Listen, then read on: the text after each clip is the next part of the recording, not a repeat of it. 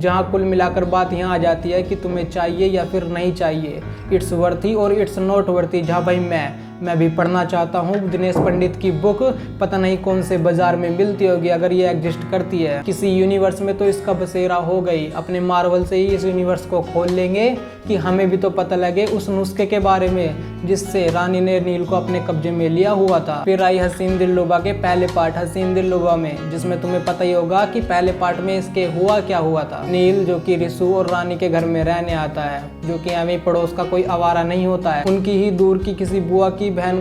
का भाई होता है, जिसकी नजर रिसु की पत्नी पर पड़ जाती है। और बंदा उस वजूद पे था, वो कुछ टाइप के बंदे होते हैं ना हरामी टाइप के, कि बस एक चांस ही तो मांग रहे हैं, तो मिल काहे नहीं रहा। जहाँ फाइनली रानी की तरफ से जिस हवस की मांग वो कर रहा था उसकी तरफ से हरी झंडी दिखा दी गई थी, जिससे वो अपनी हवस को काबू में कर सके, वो मिल जाता है। जिसके चलते उल्टा उसके साथ ही पति पत्नी दोनों मिलकर कांड कर जाते हैं। जहाँ पार्ट 2 की कहानी फिर आई हसीन दिलरुबा की जो स्टोरी है वहीं से ही कंटिन्यू की गई है, जहाँ पे पुलिस रानी को छोड़ती है उसके खिलाफ कोई भी सबूत न मिलने के बयान पर। जिसके आगे इस कहानी को कंटिन्यू किया गया है। जिसके मेन प्लॉट की बात कर ले तो एक नया कैरेक्टर इंट्रोड्यूस हुआ है अभिमन्यु सिंह, जिसको प्ले किया हुआ है अपने सनी कौशल ने, जो इस कहानी में एक ऐसा जरिया बन के आया है जिस जरिए के चलते रिसु और रानी अपना फिर से घर बसा पाएंगे। अभिमन्यु सिंह जो कि एक कंपाउंडर है, और जहां अब प्रेजेंट टाइम में रानी रह रही है वहां किसी न किसी काम से आता रहता है, क्योंकि उस बंदे को चाहिए प्यार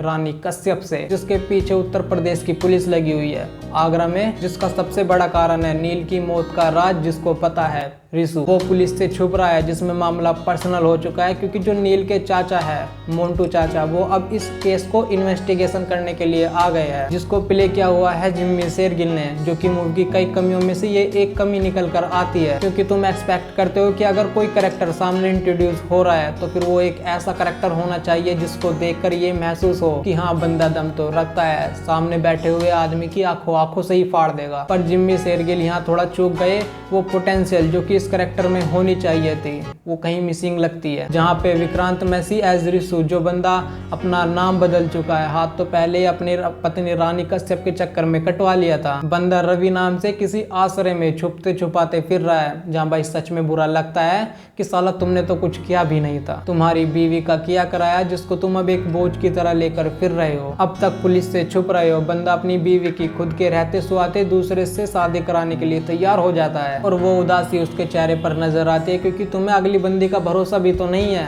वो पहले भी कुछ कांड कर चुकी है, जिसने कि तुम्हारे काफी हद तक लगवा दिए थे। और दिए थे क्या दिए है, बंदा अपने नाम से काम से हाथ धो बैठा है इन्हीं जन्मों वाले प्यार के चक्रों में पड़ के, जिसलिए वो करेक्टर तुम्हें महसूस कराता है कि मूवी एक मुजरा नहीं है जिसकी ललकार में तुम बस बहते चले जाओ। यहाँ पत्थर भी शीशों पर रखे हुए हैं विक्रांत मैसी, बंदा ऐसी सिचुएशन में फिट बैठता है। मूवी का फर्स्ट हाफ तुम्हें बोर कर सकता है, ऐसा लगता है कि क्यों ही चल रहा है, इसको इतना क्यों खींचा जा रहा है, पर एक क्राइम थ्रिलर होने के नाते तुम्हें ये तो पता होता है कि इसका जो टाइम है जो कि फालतू का जा रहा है वो इसके क्लाइमैक्स को जस्टिफाइड कर सकता है, जो कि एक हद तक होता भी है। क्राइम थ्रिलर है, एक बंदा बीच में आ चुका है, सनी कौशल एज अभिमन्यु सिंह, जो वर्षों से प्यार को लेकर तड़प रहा है किसी उम्मीदों में कि कोई ना कोई तो रब ने मेरे लिए भी बनाई होगी। बंदा देखने में जितना शरीफ लगता है उतना वो है नहीं, और उसकी एंट्री पर ही तुम समझ जाते हो कि अब की बार शिकारी यही है जिसका शिकार होने वाला है। बंदे की एंट्री मूवी के फर्स्ट हाफ में मूवी के शुरू होते ही सबसे पहले हो जाती है, पर कहानी को फिर रिसु और रानी की आपस की बातों में ही 15 से 20 मिनट काट दिए जाते हैं, जिससे सनी कौशल वाला कैरेक्टर थोड़ा और उभर के आ सकता था,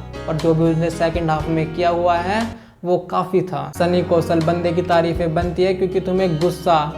बदले की भावना और जो मन में दया होती है दूसरों को दिखाने के लिए, केवल वो एट अ वन टाइम एक जगह पर एक साथ लानी होती है, जो कि वो काम बखूबी से कर जाते हैं। बाकी बची अपनी तपस्या पन्नू। देखो हसीन दिलरुबा, जो कि मैंने जब देखी हुई थी जब मैंने मूवी रिव्यूज के बारे में सोचा भी नहीं था, और तब मेरे को वो इस करेक्टर में अच्छी लगी थी, और कहीं ना कहीं ये लालच भी था उसे लाल साड़ी में देखने का। जहाँ भाई मेरे को अभी भी वो अच्छे लगी, बंदी कोई कमी कर नहीं रही है, 100% तो दे ही रही है अपने काम का एज रानी कश्यप, जहाँ ये भी तो एक स्त्री है और स्त्री किसको पसंद नहीं है। जहाँ भाई मैं भी मानता हूँ कि कुछ सख्त लौंडे होते हैं पर ये उनको भी पिघला देती है, ये उनको भी पिघला सकती है। यही तो अपनी ओजी भाभी है जिसको तुम बिना रोक टोक के अपनी मोबाइल स्क्रीन पर ताड़ सकते हो। खैर मेरे को अच्छी लगी उसकी परफॉर्मेंस और मूवी में ऐसे कोई हद से ज्यादा हो जाने वाले वल्गर सीन नहीं थे, किस वगैरह है। मूवी अपने थ्रिल जोनर को, जो कि इसके पहले पार्ट में भी देखने को मिला था, उसको बनाए रखती है अपनी कमियों पर पर्दा डालते हुए। जहाँ बात आती है कि क्या ये मूवी बननी डिजर्व करती थी, ऐसी कोई जरूरत थी नहीं, पर ठीक है चलो पहला पार्ट तुम्हारा हिट हो गया, वो चल गया, जिससे कि सामने वाली ऑडियंस के मन में, आदमी के मन में आ ही जाता है कि चलो इसका सेकंड पार्ट भी देख ही लेते हैं, जिसको तुम टाइम पास के लिए एक बार तो इजीली वॉच कर सकते हो। जिसके इसके आखिरी में पार्ट 3 का भी हिंट दिया गया है, जिसमें कि मैं नहीं चाहता हूँ कि इसको लेकर कोई और मूवी आए। बाकी तुम इस पर अपने ओपिनियन बता सकते हो। मेरे को ये खाली टाइम पास मूवी ही लगी।